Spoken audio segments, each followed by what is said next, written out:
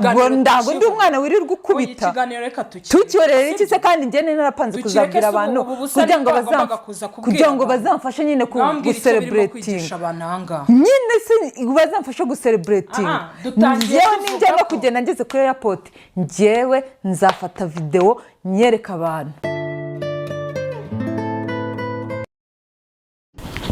Hi guys, nagarutse Betty nagarutse nje gukora ibintu by'ubitangaza. Noneho Taussiu aranyica. Urabizi ubushize ukuntu namubeshye ngo nibye amafaranga ndayateruye niko namubwiye.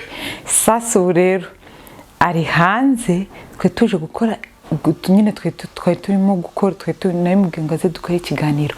Ndashaka kumubwira kaza tukicara urumva ubundi nkamukorera gashya. Arabazi ko tugiye kuvuga ibintu biri seriye ariko njyewe ngiye gutangira mvuga ibintu byo kubeshya gusa. Ikintu cyose mvuze njye mbeshye ndashaka kureba reaction yaranyica. Umva ndashaka kubeshya kandi ndajya mbeshya ibintu biremereye atazi ko ibyo bintu na projet yabyihari ariko nyine bimucange ndebe nimba ari bunimba kurenga ukure yankubise n'ibyo amafaranga simbizi mbega ngiye kumucanga ngikisha mu bwenge yumirwe byanga aravuga ati nasaze. Rero tubane mu kanya mukore subscribe share like. Hey guys, twagarutse Life of Three Siblings.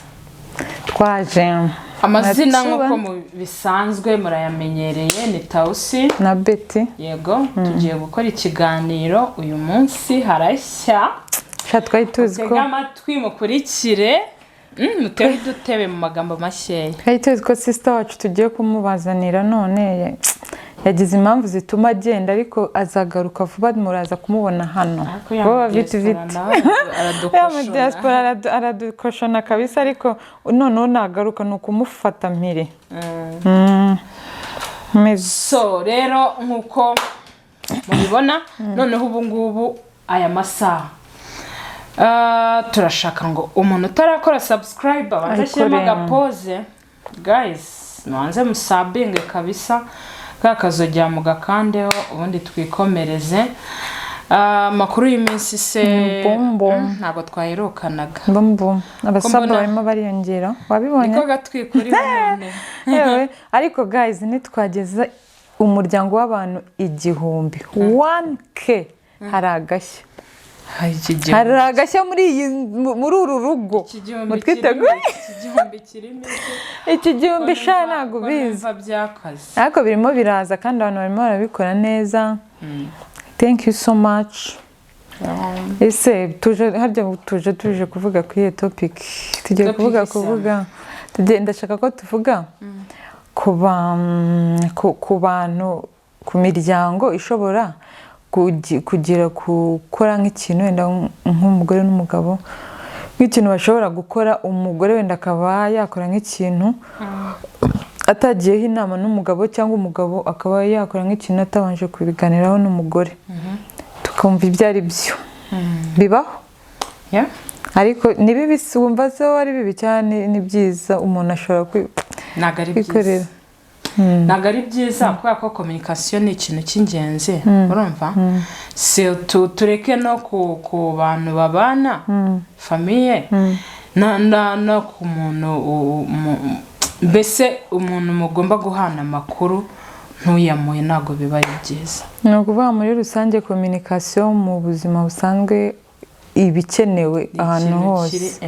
Iyo communication yapfuye ibintu byose biba byahagaze.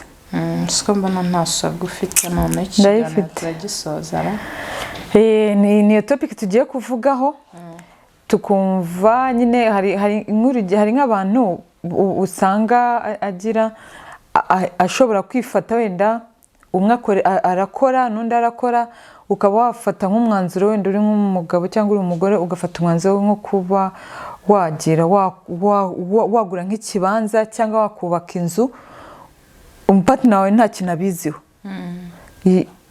ukabikora igihe kumva nyine nta kintu bikubwiye yuko kumva kubimenya no kutabimenya njye ariko numva nta n'ikibazo cyabyo for sure ntabwo uri seri none se igikuru nuko uba uza iyo nzu cyangwa icyo kintu kiba kizarangira kimaze kuba successful ukakimwereka ukakimwereka ukamubwira nk'urugero dore inzu narayubatse ni amafaranga nayakuye aha n'aha ukamwereka nyine nibaza ko nta kintu byamutwara keretse wenda ufitemo izindi nyungu wenda ukabimuhisha atazanabimenya ukaba numva aribwo byaba ikibazo.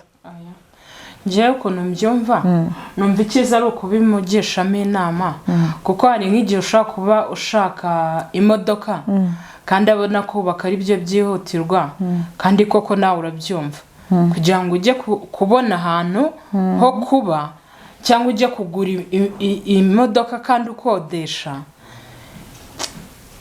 byaterwa n'impamvu itumye ubanza iyo modoka ariko akenshi abaye nta pressure hagati yo kubaka inzu no kugura imodoka wumva ko ikihutirwa wenda yaba ari inzu sibyo ubwo rero wowe uriteruye uguze imodoka kandi wenda mutabyumvikanye ubwo se uyihagejeje agahita akubwira iki si cyo cyihutirwaga twagombaga kubiganira mukabishwanira urumva mutaba mupfuye ukuri.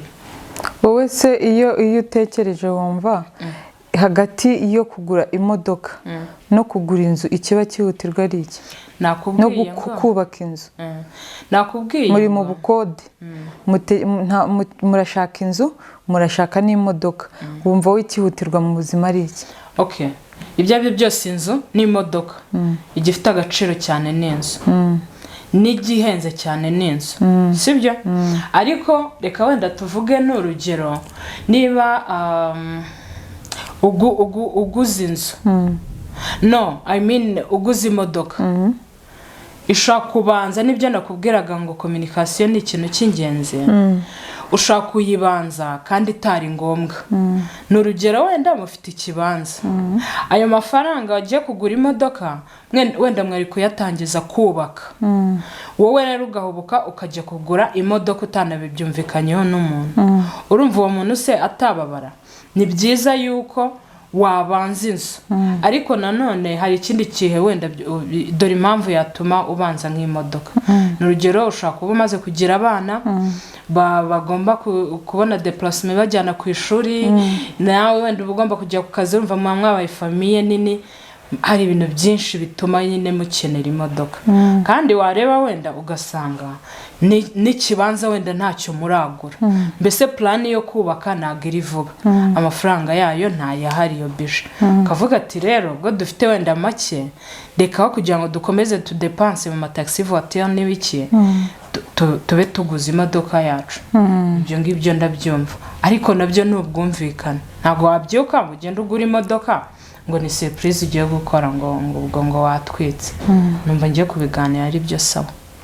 njye ariko numbyumva nifateho nk'urugero nkanjye numva amafaranga aramutse ari ayanjye atari ngombwa yuko njya kwirirwa ngisha umuntu inama kuko nk'urugero nkanjye kundeba useka se nk'urugero nkanjye shabete rwose nawe usariye mu kiganiro nabivuze ko nta swaga ufite ubu utangiye guseka abakiriya hari nka vewiti natumye kandi ntabwo nigeze mbibwira umugabo ubwo rero niza yahageze iri muri duwani ari nabyo nshaka kubwira abasubscribers bacu kugira ngo bazamfashe rwose kwishima iyo vewiti iri mu nzira ariko ntabwo nigeze mbibwira umugabo wanjye nta n'ibyo azi nta n'ubwo azi aho amafaranga nayakuye ubwo rero ubu se nayibona azambwira ngo ibyo bintu ngo ntabwo byari biri muri plan imodoka se hari igihe idakenerwa dushobora nko kuyikodesha mu bukwe urumva dushobora nako hari n'abantu bampaye ikiraka cy'uko tuzajya tuyikodesha none rero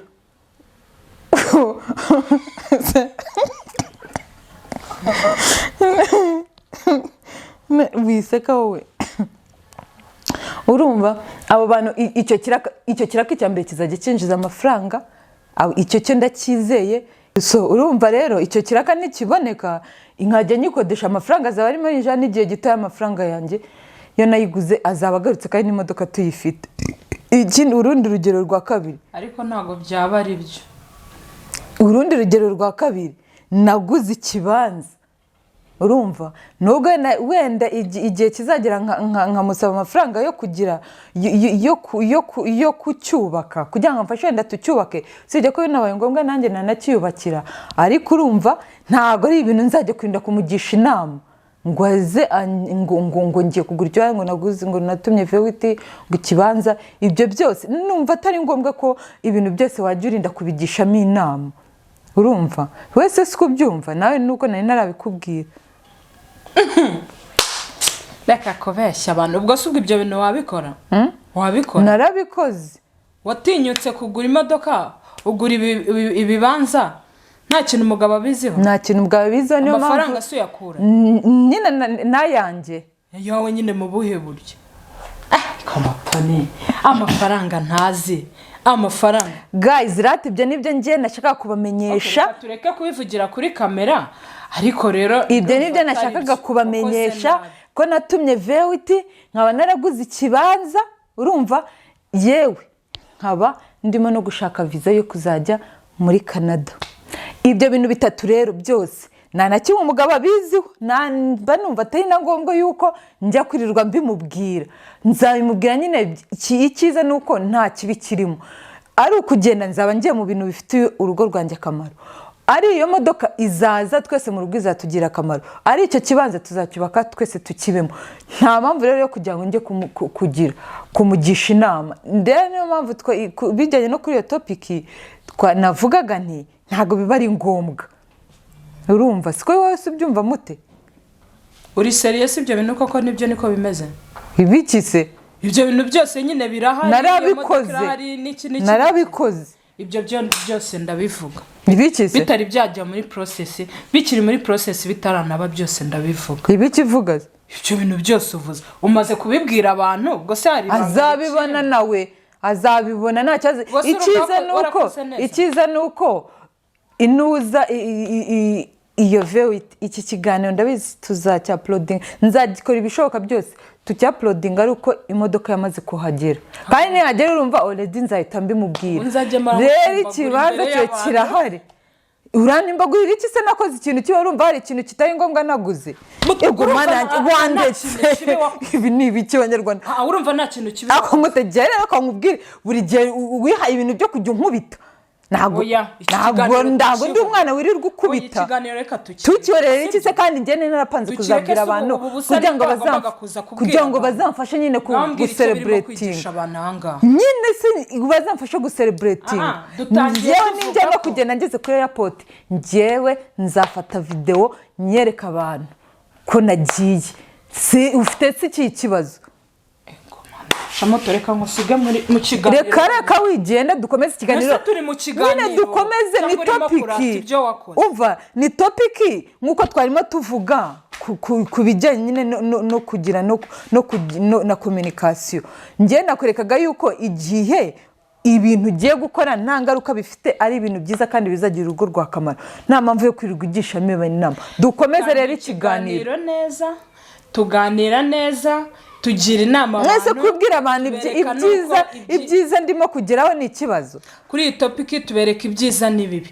None utangiye ubuse ibyo bintu kandi ari byo twari turimo kwamagana, nibyo uje kwigisha abantu kandi. Nyine ngiye nababwiraga achievement nagezeho. Nese mu by'ukuri byari ikiganiro cyangwa byari ukuza gutera abantu stress gusuba. Stress z'iki se ubwo kugera kwanjye ku byiza hari umuntu numwe utabyishimira.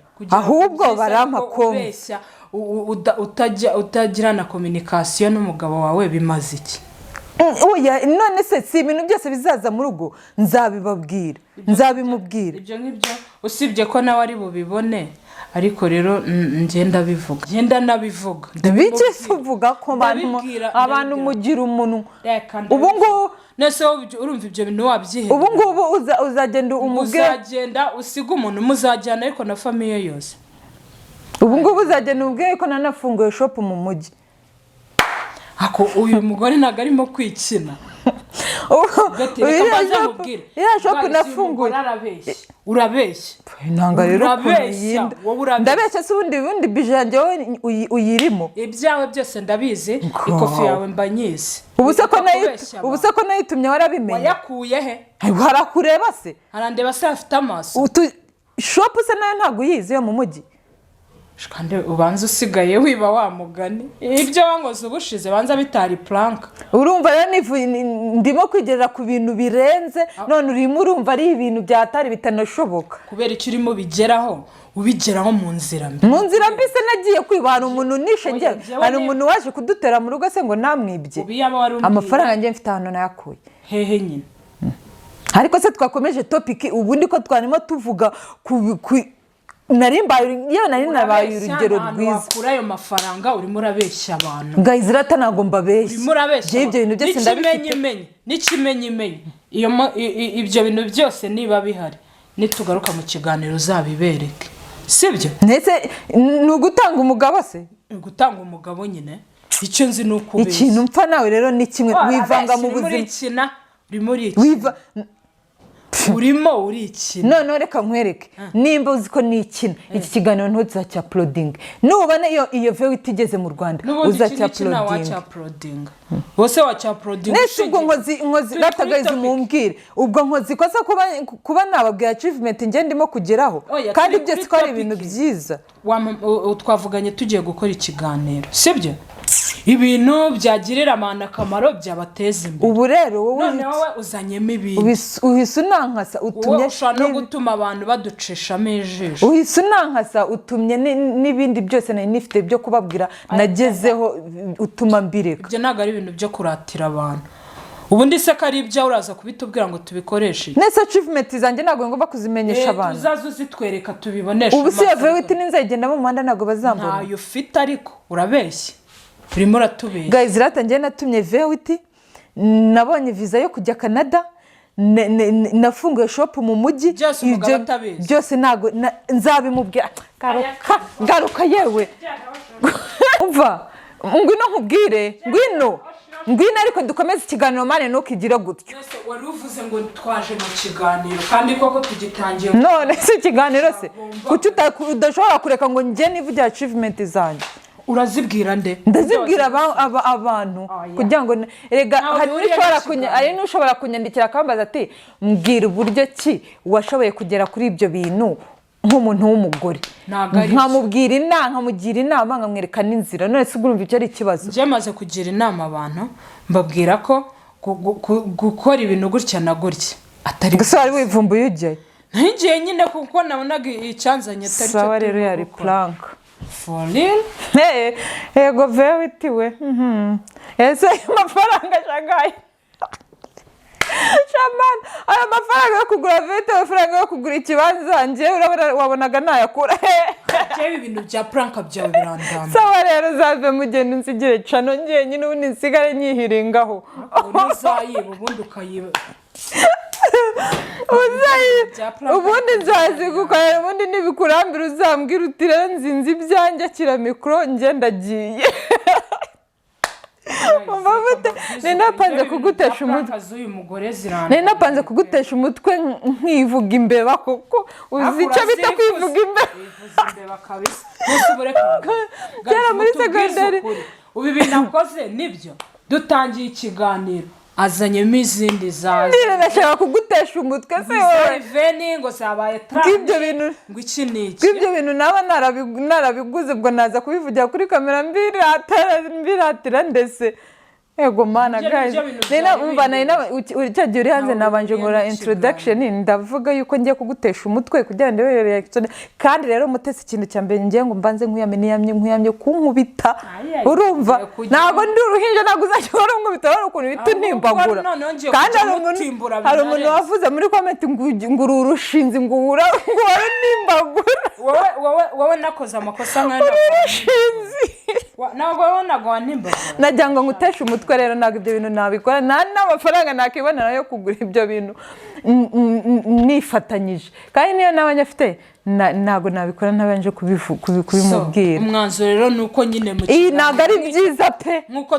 twarimo tubivuga nawe urabyemera ko communication ni nziza ibe mu rugo ahantu hose communication amataringa. Okay, nta kibazo guys, mwakoze gukurikirana video yacu nubwo uyu mugore rwose abivanze nzajya ngutesha umutwe bitamo ibintu byo kunzengeza asigaye njagarika mu bwonko kujagaraza ukuntu biba bimeze kabisa. Mukomeze mukore subscribe, mukoresha mu commenting, turabakunda cyane. nawe bitagenda bajye babitubwira. Yes, mujye muduha comment mutubwire ibigenda bitagenda. Turabakunda cyane. Bye bye.